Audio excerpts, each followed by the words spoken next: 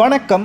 சற்று முன் கிடைக்கப்பெற்ற மிக முக்கியமான செய்தி ஒன்று வெளியாகியுள்ளது. அதிமுகவின் எம்எல்ஏக்கள் 60 பேர் ராஜினாமா செய்யப்படுவது உறுதிதான் என்ற தகவல் சமூக வலைதளங்களில் வைரலாக பரவி வருகிறது. இதன் உண்மைத்தன்மை இந்த வீடியோவில் முழுமையாக நாம் பார்க்க போகிறோம். அதற்கு முன்பாக புதிய பார்வையாளர்களாக இருந்தீங்கன்னா நமது சேனலுக்கு மறக்காமல் ஒரே ஒரு சப்ஸ்கிரைப் மட்டும் பண்ணிருங்க. கடந்த 2021 சட்டசபை தேர்தலின் பொழுது அதிமுக சுமார் 66 இடங்களை கைப்பற்றியது. இதனால் எதிர்க்கட்சி அந்தஸ்தை மட்டும்தான் அதிமுகவால் பெற முடிந்தது. அப்பொழுது ஓபிஎஸ், எடப்பாடி இவர்கள் இருவரும் ஒன்றாக இணைந்தார்கள். ஆனால் அதனைத் தொடர்ந்து எதிர்க்கட்சி தலைவர் யார், துணைத் தலைவர் யார் என்ற மோதல் காரணமாக இவர்களுக்கிடையே ஏற்பட்டுள்ள பிரிவு அதிமுகவில் கடந்த 4.5 ஆண்டுகளாக இவர்கள் இருவரும் ஒன்றாக பயணிப்பதில்லை.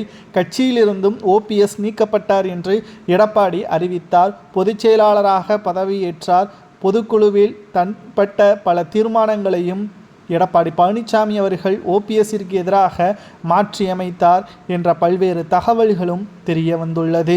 இந்த நிலையில்தான் தற்பொழுது கட்சியிலிருந்து நீக்கப்பட்ட மற்றும் பிற கட்சியில் இருந்த 6 எம்எல்ஏக்கள் ஏற்கனவே ராஜினாமா செய்துவிட்டார்கள்.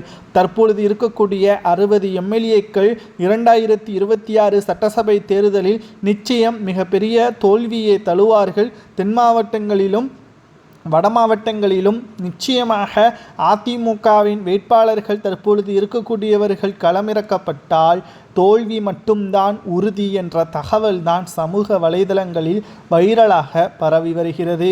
மேலும் அதிமுகவில் ஓபிஎஸ், சசிகலா, டிடிவி தினகரன் இவர்கள் அனைவரும் இணைந்து செயல்பட்டு திமுகவை வீழ்த்தலாம். ஆனால் எடப்பாடி பழனிசாமியின் சுயநலத்திற்காகவும் அவரது பொதுச் செயலாளர் பதவியை தக்க வைத்துக் கொள்ள வேண்டும் என்பதற்காகவும் அவர் விருப்பம் போல் செயல்படுவதன் காரணமாகத்தான் 60 எம்எல்ஏக்கள் தற்பொழுது இருக்கக்கூடியவர்கள் சட்டசபை தேர்தல் முடிந்த பிறகு ஆளுநரிடம் ராஜினாமா கடிதத்தை கொடுப்பது உறுதி.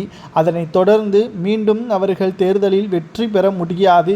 தேவைப்பட்டால் புதிய நபர்களை களத்தில் இறக்கினால் வெற்றி வாய்ப்பு கிடைப்பதற்கு உறுதியாக சொல்ல முடியாது. ஆனாலும் ஒரு சில இடங்களில் அதிமுகவின் வேட்பாளர்கள், புதிய வேட்பாளர்கள் களத்தில் இறக்கினால் வெற்றியடையலாம் என்ற தகவலும் தற்பொழுது கிடைக்கப்பெற்றுள்ளது. மொத்தம் 234 தொகுதிகளில் 150 தொகுதிகளுக்கு மேலாக அதிமுக போட்டியிடும்.